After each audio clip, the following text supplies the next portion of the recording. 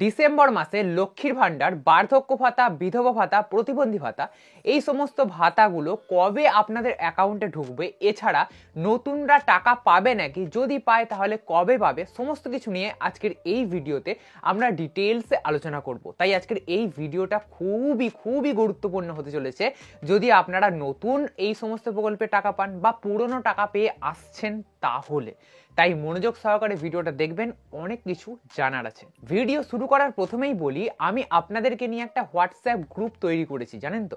সেই হোয়াটসঅ্যাপ গ্রুপে যদি আপনারা জয়েন হন তাহলে সমস্ত খবর সবার আগে পাবেন, লেটেস্ট আপডেটগুলো, যেমন চাকরির খবর হতে পারে, সেটা কোনো সরকারি প্রকল্পের ব্যাপারে আপডেট হতে পারে, বা কোনো ট্রেন্ডিং খবর হতে পারে, সমস্ত কিছু কিন্তু সবার আগে পাবেন। যদি আপনারা চান গ্রুপে জয়েন হতে তাহলে এই ভিডিও ডেসক্রিপশন বক্সে লিংক দেওয়া রয়েছে, সেখানে ক্লিক করে জয়েন হয়ে যান। আদতে আপনারা কিন্তু লাভবানই হবেন। তো যাই হোক, আজকের যে টপিক সেই দিকে আবার ফিরে আসা যাক, যে ডিসেম্বর মাসে আপনারা এই সমস্ত লক্ষ্মীর ভাণ্ডার, বার্ধক্য ভাতা, বিধবা ভাতা, প্রতিবন্ধী ভাতা টাকা কবে পাবেন। প্রথমে আমরা লক্ষ্মীর ভাণ্ডার দিয়ে শুরু করব, তারপরে একে একে আমরা অন্যান্য প্রকল্পের দিকে যাব, ঠিক আছে। তো লক্ষ্মীর ভাণ্ডার প্রকল্পে এই ডিসেম্বর মাসের টাকা এখনো পর্যন্ত যারা পেয়ে আসছিল, যেমন আগের মাসে পেয়েছে, তার আগের মাসে পেয়েছে, তো তাদের যদি বলি কথা, তাহলে তাদের টাকা এখনো পর্যন্ত ছাড়া হয়নি।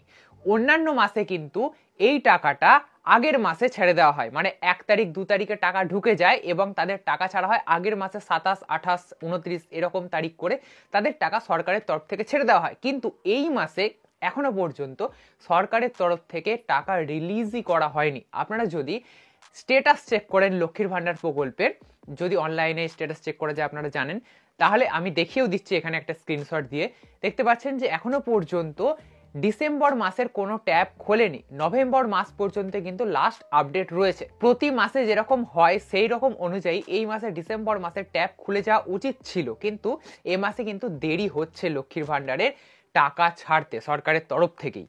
তো সরকারের তরফ থেকে যদি টাকা ছাড়তে দেরি হয় তাহলে আপনারা বুঝতে পারছেন স্বাভাবিকভাবেই আপনাদের অ্যাকাউন্টেও এই ডিসেম্বর মাসে টাকা ঢুকতে দেরি হবে। এবারে হয়তো আপনাদের মনে একটা প্রশ্ন আসবে যে হঠাৎ করে ডিসেম্বর মাসে টাকা আসতে দেরি হবে কেন, কোনো তো কারণ দেখছি না।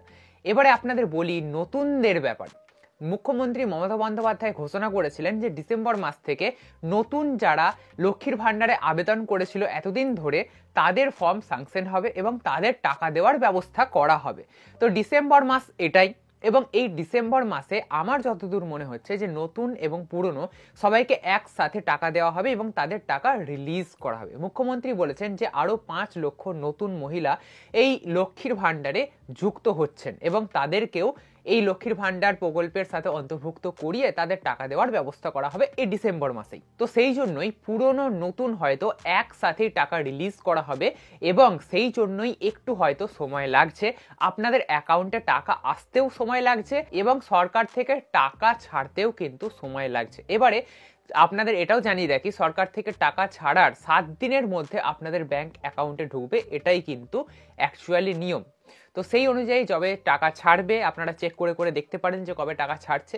তো টাকা ছাড়ার পরে 7 দিনের মধ্যে আপনাদের ব্যাংক অ্যাকাউন্টে ক্রেডিট হয়ে যাবে। তবে আশা করা যাচ্ছে এই ডিসেম্বর মাসে আপনাদের অ্যাকাউন্টে টাকা ঢুকতে একটু দেরি হতে পারে এটা আপনাদের 10 তারিখ বা 12 তারিখ পর্যন্তও চলে যেতে পারে আপনাদের ব্যাংকের অ্যাকাউন্টে টাকা ঢুকতে এই ডিসেম্বর মাসে। বেশ, আপনারা বুঝতে পেরেছেন লক্ষ্মীর ভাণ্ডার প্রকল্পের ব্যাপারে। এবারে আমরা বার্ধক্য ভাতা, বিধবা ভাতা, প্রতিবন্ধী ভাতার দিকে আসবো।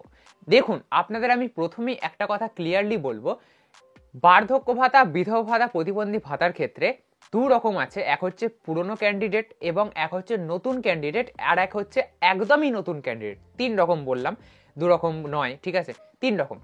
তো পুরনো একদম ক্যান্ডিডেট যারা রয়েছে তারা কিন্তু নভেম্বর মাসেই টাকা পায়নি, তাদের টাকা হতে পারে ডিসেম্বর মাসে ডবল দেওয়া হবে, বা অনেক ক্ষেত্রে আমরা দেখতে পেয়েছি যে কোনো 1 মাসের টাকা গ্যাপও পড়ে গেছে। তো সেটাও হতে পারে, কি হবে না হবে এখনো পর্যন্ত যাদের পুরনো রয়েছে তাদের টাকা যতক্ষণ না ঢুকছে ততক্ষণ কিন্তু বোঝা যাবে না। এবারে বলি নতুনদের। নতুন বলতে এই ভাতাতে যারা ফেব্রুয়ারি মাস থেকে, এই 2024 সালের ফেব্রুয়ারি মাস থেকে টাকা পাচ্ছে তারা হচ্ছে আপাতত নতুন।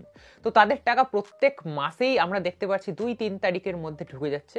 তো তাদের টাকা ঢুকতে বিলম্ব হবে না, 5-6 তারিখ ধরে রাখুন, এই ডিসেম্বর মাসে আপনাদের ব্যাংকের অ্যাকাউন্টে ঢুকে যাবে।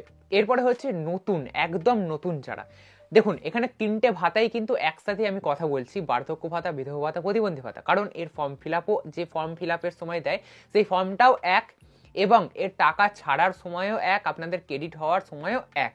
সমস্ত কিছুই কিন্তু সমাজ কল্যাণ দপ্তর থেকেই এটা পরিচালিত হয়ে থাকে। তাই এই তিনটে ভাতাই আমি একসাথে বলছি। এবারে মুখ্যমন্ত্রী মমতা বন্দ্যোপাধ্যায় বলেছেন যে নতুনদের এই বার্ধক্য ভাতার কথা তিনি উচ্চারণ করেননি, কিন্তু বিধবা ভাতা, প্রতিবন্ধী ভাতার কথা বলেছেন তিনি, যে নতুনদের টাকাও কিন্তু ডিসেম্বর মাস থেকেই দেওয়া হবে। কিন্তু আমি আপনাদের বলছি যে সমস্ত কিছুই যখন একসাথে, বার্ধক্য ভাতা, বিধবা ভাতা, প্রতিবন্ধী ভাতার, তো আমার মনে হয় না শুধুমাত্র বার্ধক্য ভাতাটাকে বাদ রাখবে। হতে পারে বার্ধক্য ভাতারও কিন্তু নতুন ছাড়া হবে, যদিও এরকম কিছু মুখ্যমন্ত্রী মমতা বন্দ্যোপাধ্যায় মেনশন করেনি, তবুও আমি আপনাদের বলছি বার্ধক্য ভাতা হয়তো নতুন ছাড়া হবে। আর অন্যদিকে বিধবা ভাতা, প্রতিবন্ধী ভাতা যেহেতু মেনশন করেছে, তাই এগুলো তো ছাড়া হবেই নতুনদের। তো এটা হতে পারে আপনাদের একসাথে দিয়ে দিতে পারে পুরনোদের সাথে, বা আবার আলাদাভাবে দিতে পারে, ঠিক আছে?